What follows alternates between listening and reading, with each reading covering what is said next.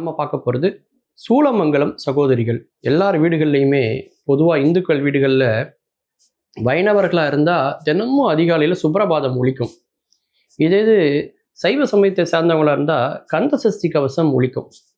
அந்த பூஜை அறையில் அந்த கந்த சஷ்டி கவசத்தை கேட்கும் போது அந்த முருகப்பெருமானுடைய அந்த திரு உருவம், அவருடைய நம்முடைய பக்தி அப்படியே ஒரு பரவசமாக நமக்குள்ள ஒரு தன்னம்பிக்கையை ஏற்படுத்தும் அப்படின்னு சொல்லலாம். அந்த பாடல் மூலமாக உலகத்துக்கு தெரிஞ்சவங்க தான் சூலமங்கலம் சகோதரிகள்.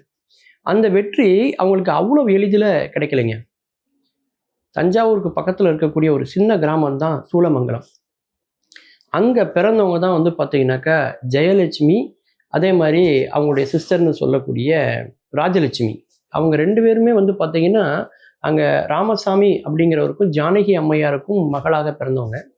அந்த ஊர்லேயே முறைப்படி அவங்க சங்கீதம் படிக்கிறாங்க. அவங்களுடைய பாலிய காலம் முழுக்க பார்த்தீங்கன்னா சங்கீதத்திலே போகுது.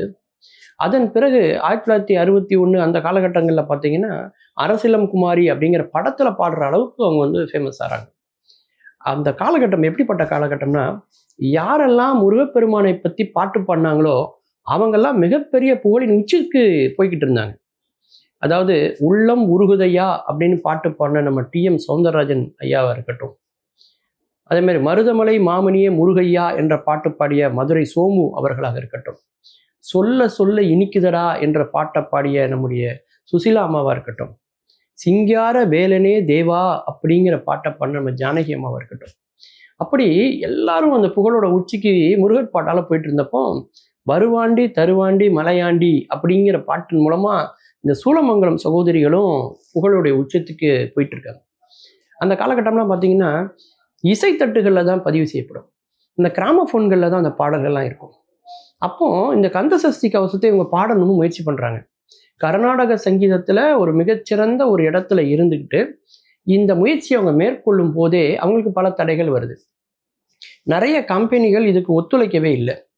என்ன காரணம்னா, பல ஓதுவார்களே பாடியே இது மக்கள்கிட்ட போய் ஒன்றும் சேரலையே, அப்படி இருக்கப்ப நாங்கள் எப்படி இதில் இன்வெஸ்ட் பண்ணி இந்த இசைத்தட்டை நம்ம தயாரிக்க முடியும் அப்படின்னு அந்த நிறைய நிறுவனங்கள் அதை மறுத்தாங்க.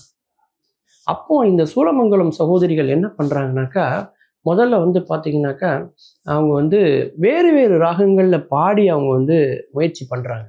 ஆபேரியில் பாடி பார்க்குறாங்க, சுபபந்து வராளி அப்படிங்கிற ராகத்தை பாடி பார்க்குறாங்க, கல்யாணியில் பாடி பார்க்குறாங்க. இப்படி பல ராகங்களில் பாடி பாடி முயற்சி பண்ணி இவங்களா ஒரு இதை உருவாக்கி இசைத்தட்டில் பதிவாகுதுங்க. ஒரு பெரிய போராட்டத்துக்கு அப்புறம் அந்த ரெக்கார்டு, அதன் பிறகு பல ரெக்கார்டுகள் அது பிரேக் பண்ணிச்சு அப்படிங்கிறது தான் உண்மை. அந்த அளவுக்கு இன்னைக்கு கந்த சஷ்டி கவசம் அப்படின்னாலே இவங்க உருவாக்கின அந்த சூலமங்கலம் சகோதரியினுடைய அந்த பாட்டை தான் இன்னைக்கு உலகம் முழுக்க எல்லா தமிழ் குடும்பங்களிலுமே முருகப்பெருமானுடைய பாடலில் இந்த பாட்டு தான் மாஸ்டர் பீஸ்ன்னு சொல்கிற அளவுக்கு இன்னைக்கு ஒலிக்குது. அப்படின்னா அதற்கு காரணம் சூலமங்கலம் சகோதரிகள். அதாவது பாம்பே சகோதரிகள் அப்படின்னு சொல்லுவாங்க, ராதா ஜெயலட்சுமி சகோதரிகள் அப்படின்னு சிலரை சொல்லுவோம். அது மட்டும் இல்லாமல் அதன் பிறகு இதே மாதிரியே பார்த்தீங்கன்னா பிரியா சகோதரிகள் அப்படின்னு ஒருத்தவங்க வந்தாங்க.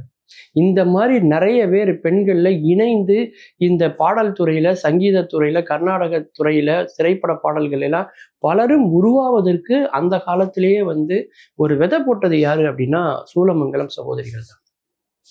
அந்த ஊரில் இருக்கக்கூடிய பத்தமுறையை சார்ந்த ஒருவர் வாத்திய கருவிகளுடைய நுணுக்கங்களை எல்லாம் அவங்களுக்கு கற்றுக் கொடுக்க, அந்த ஊர்லேயே ஒரு திண்ணை பள்ளிக்கூடம் மாதிரியே அன்னைக்கு அவருடைய குருமார்கள் எல்லாம் அந்த தஞ்சாவூர் பகுதியிலேயே இருந்ததுனால அவங்க முறைப்படி அந்த சங்கீதங்களை அவங்க கற்றுக்கிட்டு ஒவ்வொரு திருக்கோயில்கள்லையுமே அவங்க பாடல்களை பாட ஆரம்பித்தாங்க. தேசியமும் தெய்வீகமும் இரண்டு கண்களாக இருந்த ஒரு காலகட்டம். அப்படி தேச உணர்ச்சியை மனதில் வைத்துக்கொண்டு தெய்வீக உணர்ச்சியை ஒவ்வொரு கிராமங்கள் தோறும் ஒவ்வொரு திருக்கோயில்களையும் பாடி அந்த இலக்கியங்களை, அந்த இறைவனுடைய அருளை பரவசப்படுத்தினாங்க அப்படின்னு தான் சொல்லணும். இன்னைக்கும் அந்த பாடல்களை கேட்கும் பொழுது அன்று மலர்ந்த மலரை போல ஒரு பரவசத்தை நமக்குள்ள ஏற்படுத்தினா, அந்த அளவுக்கு அந்த பாடல்கள்லையும் பாட்டு பாடினவங்களும் அந்த ஜீவனை கொடுத்து பாடினதுனால தான் இன்னைக்கும் அந்த பாடல்களை ஒரு ஜீவனை நம்ம உணர முடியுது. மீண்டும் பல புதிய தகவல்களோடு, அதில் அறியப்படாத பக்கங்களோடு உங்களை சந்திக்கிறேன். நன்றி, வணக்கம்.